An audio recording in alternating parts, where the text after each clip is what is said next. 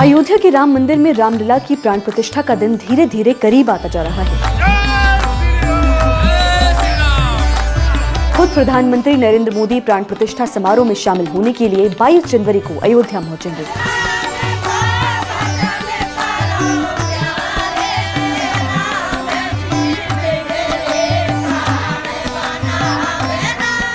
इससे पहले ही 16 जनवरी से कई और अनुष्ठान शुरू हो जाएंगे। पर प्राण प्रतिष्ठा क्या होती है?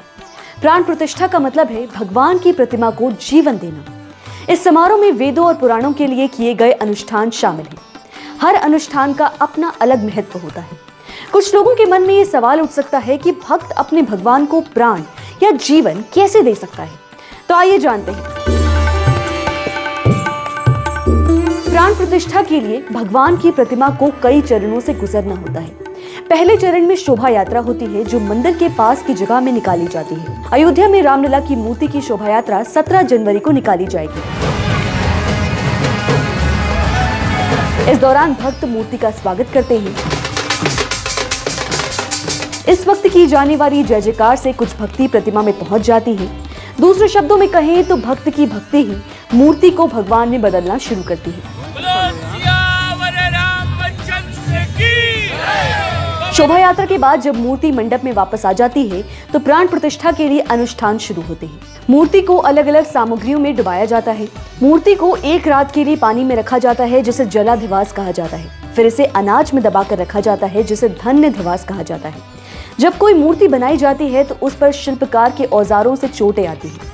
ये अधिवास ऐसे कई चोटों को ठीक करने के लिए होते हैं। अगर मूर्ति में कोई दोष या पत्थर अच्छी गुणवत्ता का नहीं है तो इसका पता तब चलेगा जब इसकी सामग्रियों में डुबाया जाएगा। इसके बाद मूर्ति को अनुष्ठात्मिक स्नान कराया जाएगा। अलग अलग सामग्रियों से उसका अभिषेक होता है।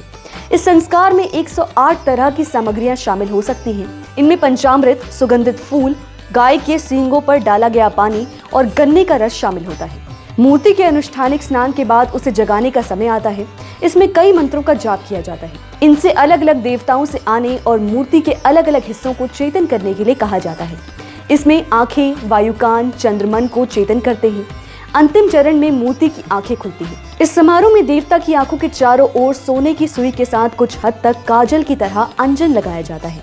माना जाता है कि अंजन को कुकट पर्वत से वापस लाया गया था।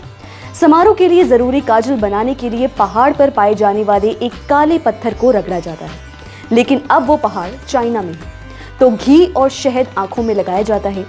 अंजन लगाने के बाद देवता की आंखें खुल जाती हैं। माना जाता है कि इसी अनुष्ठान के बाद मूर्ति में जीवन आ जाता है। वेदों के अलावा मत्स्य पुराण, वमन पुराण, नारद पुराण में प्राण प्रतिष्ठा का जिक्र है।